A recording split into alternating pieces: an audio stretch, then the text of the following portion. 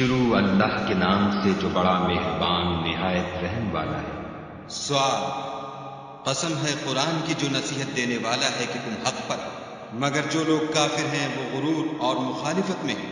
ہم نے ان سے پہلے بہت سی امتوں کو ہلاک کر دیا تو وہ عذاب کے وقت لگے فریاد کرنے اور وہ رہائی کا وقت نہیں تھا، اور انہوں نے تعجب کیا کہ ان کے پاس انہی میں سے ہدایت کرنے والا آیا، اور کافر کہنے لگے کہ یہ تو جادوگر ہے، جھوٹا، کیا اس نے اتنے معبودوں کی جگہ ایک ہی معبود بنا دیا؟ یہ تو بڑی عجیب بات ہے۔ تو ان میں جو معزز تھے وہ چل کھڑے ہوئے اور بولے کہ چلو اور اپنے معبودوں کی پوجا پر قائم رہو، بے شک یہ ایسی بات ہے جس سے تم پر شرف و فضیلت مقصود ہے، یہ پچھلے مذہب میں ہم نے کبھی سنی ہی نہیں، یہ بالکل بنائی ہوئی بات ہے۔ کیا ہم سب میں سے اسی پر نصیحت کی کتاب اتری ہے؟ نہیں، بلکہ یہ میری نصیحت کی کتاب سے شک میں ہیں، بلکہ انہوں نے ابھی میرے عذاب کا مزہ نہیں چکھا۔ کیا ان کے پاس تمہارے پروردگار کی رحمت کے خزانے ہیں جو غالب اور بہت عطا کرنے والا ہے؟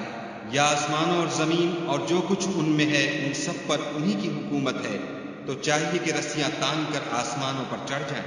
یہاں شکست کھائے ہوئے گروہوں میں سے یہ بھی ایک لشکر ہے۔ ان سے پہلے نوح کی قوم اور عاد اور میخوں والا فرعون اور اس کی قوم کے لوگ بھی جھٹلا چکے ہیں، اور سمود اور لوط کی قوم اور بن کے رہنے والے بھی یہی وہ گروہ ہیں۔ ان سب نے پیغمبروں کو جھٹلایا تو میرا عذاب ان پر واقع ہوا، اور یہ لوگ تو صرف ایک زور کی آواز کا جس میں شروع ہوئے پیچھے کچھ وقفہ نہیں ہوگا انتظار کرتے ہیں، اور کہتے ہیں کہ اے ہمارے پروردگار ہم کو ہمارا حصہ حساب کے دن سے پہلے ہی دے دے۔ اے پیغمبر صلی اللہ علیہ وآلہ وسلم، یہ جو کچھ کہتے ہیں اس پر صبر کرو، اور ہمارے بندے داؤد کو یاد کرو جو صاحب قوت تھے اور بے شک وہ رجوع کرنے والے تھے۔ ہم نے پہاڑوں کو ان کے زیر فرمان کر دیا تھا کہ صبح و شام ان کے ساتھ خدائے پاک کا ذکر کرتے تھے، اور پرندوں کو بھی کہ جمع رہتے تھے، سب ان کے فرما بردار تھے، اور ہم نے ان کی بادشاہی کو مستحکم کیا اور ان کو حکمت عطا فرمائی اور خصومت کی بات کا فیصلہ سکھایا۔ بھلا تمہارے پاس ان جھگڑنے والوں کی بھی خبر آئی ہے جب وہ دیوار پھاند کر اندر داخل ہوئے؟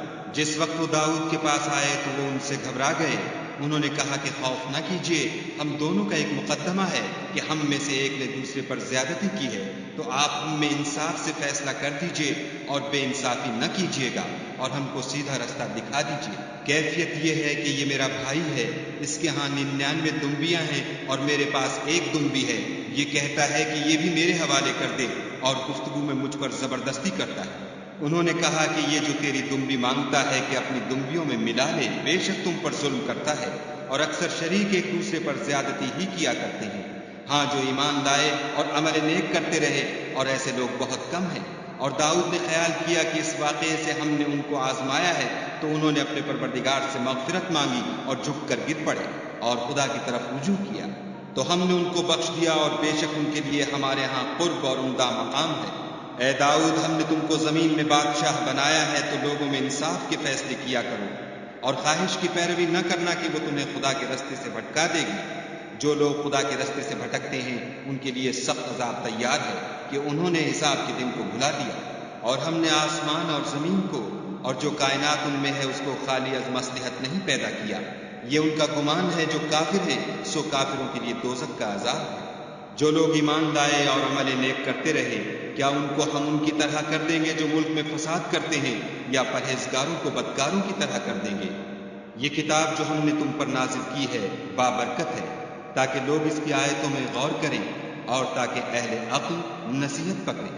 اور ہم نے داؤد کو سلیمان عطا کیے، بہت خوب بندے تھے، اور وہ خدا کی طرف رجوع کرنے والے تھے۔ جب ان کے سامنے شام کو خاصے کے گھوڑے پیش کیے گئے تو کہنے لگے کہ میں نے اپنے پروردگار کی یاد سے غافل ہو کر مال کی محبت اختیار کی، یہاں تک کہ آفتاب پردے میں چھپ گیا۔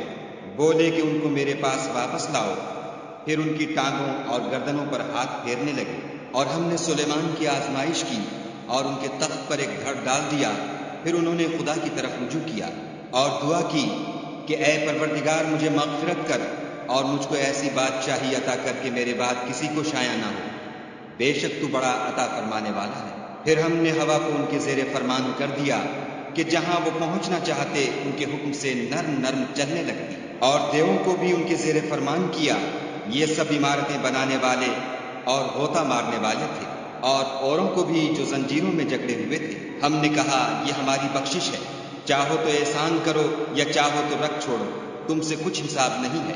اور بے شک ان کے لیے ہمارے ہاں قرب اور عمدہ مقام ہے۔ اور ہمارے بندے ایوب کو یاد کرو جب انہوں نے اپنے رب کو پکارا کہ بار الہ شیطان نے مجھ کو ایذا اور تکلیف دے رکھی ہے۔ ہم نے کہا کہ زمین پر لات مارو، دیکھو یہ چشمہ نکل آیا، نہانے کو ٹھنڈا اور پینے کو شیریں۔ اور ہم نے ان کو اہل و عیال اور ان کے ساتھ ان کے برابر اور بخشے، یہ ہماری طرف سے رحمت اور عقل والوں کے لیے نصیحت تھی۔ اور اپنے ہاتھ میں جھاڑو لو اور اس سے مارو اور قسم نہ توڑو، بے شک ہم نے ان کو ثابت قدم پایا، بہت خوب بندے تھے، بے شک وہ رجوع کرنے والے تھے۔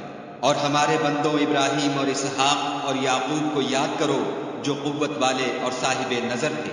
ہم نے ان کو ایک صفت خاص آخرت کے گھر کی یاد سے ممتاز کیا تھا، اور وہ ہمارے نزدیک منتخب اور نیک لوگوں میں سے تھے۔ اور اسماعیل اور الیسع اور ذوالکفل کو یاد کرو، وہ سب نیک لوگوں میں سے تھے۔ یہ نصیحت ہے اور پرہیزگاروں کے لیے تو عمدہ مقام ہے۔ ہمیشہ رہنے کے باغ جن کے دروازے ان کے لیے کھلے ہوں گے، ان میں تکیے لگائے بیٹھے ہوں گے، اور کھانے پینے کے لیے بہت سے میوے اور شراب منگاتے رہیں گے، اور ان کے پاس نیچی نگاہ رکھنے والی اور ہم عمر عورتیں ہوں گی۔ یہ وہ چیزیں ہیں جن کا حساب کے دن کے لیے تم سے وعدہ کیا جاتا تھا۔ یہ ہمارا رزق ہے جو کبھی ختم نہیں ہوگا۔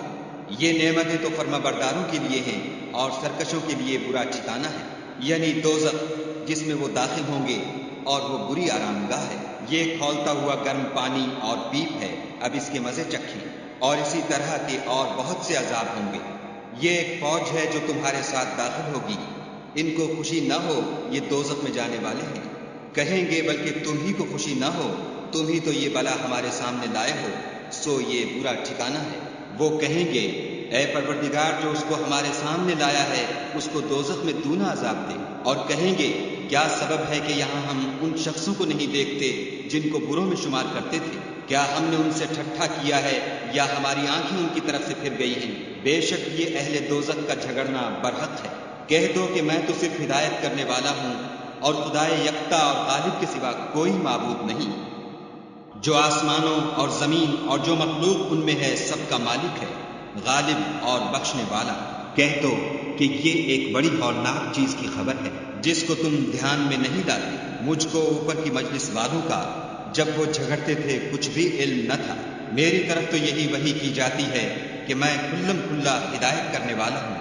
جب تمہارے پروردگار نے فرشتوں سے کہا کہ میں مٹی سے انسان بنانے والا ہوں، جب اس کو درست کر لوں اور اس میں اپنی روح پھونک دوں تو اس کے آگے سجدے میں گر پڑنا، تو تمام فرشتوں نے سجدہ کیا مگر شیطان اکڑ بیٹھا اور کافروں میں ہو گیا۔ خدا نے فرمایا کہ اے ابلیس، جس شخص کو میں نے اپنے ہاتھوں سے بنایا اس کے آگے سجدہ کرنے سے تجھے کس چیز نے منع کیا؟ کیا تو غرور میں آ گیا یا اونچے درجے والوں میں تھا؟ بولا کہ میں اس سے بہتر ہوں کہ تو نے مجھ کو آگ سے پیدا کیا اور اسے مٹی سے بنایا۔ کہا یہاں سے نکل جا، تو مردود ہے، اور تجھ پر قیامت کے دن تک میری لعنت پڑتی رہے گی۔ کہنے لگا کہ میرے پروردگار مجھے اس روز تک کہ لوگ اٹھائے جائیں مہلت دے۔ کہا تجھ کو مہلت دی جاتی اس روز تک جس کا وقت مقرر ہے۔ کہنے لگا کہ مجھے تیری عزت کی قسم میں ان سب کو بہکاتا رہوں گا سوا ان کے جو تیرے خالص بندے ہیں۔ کہا سچ ہے اور میں بھی سچ کہتا ہوں کہ میں تجھ سے اور جو ان میں سے تیری پیروی کریں گے سب سے جہنم کو بھر دوں گا۔ اے پیغمبر صلی اللہ علیہ وآلہ وسلم، کہہ دو کہ میں تم سے اس کا صلہ نہیں مانگتا اور نہ میں بناوٹ کرنے والوں میں ہوں۔ یہ قرآن تو اہل عالم کے لیے نصیحت ہے، اور تم کو اس کا حال ایک وقت کے بعد معلوم ہو جائے گا۔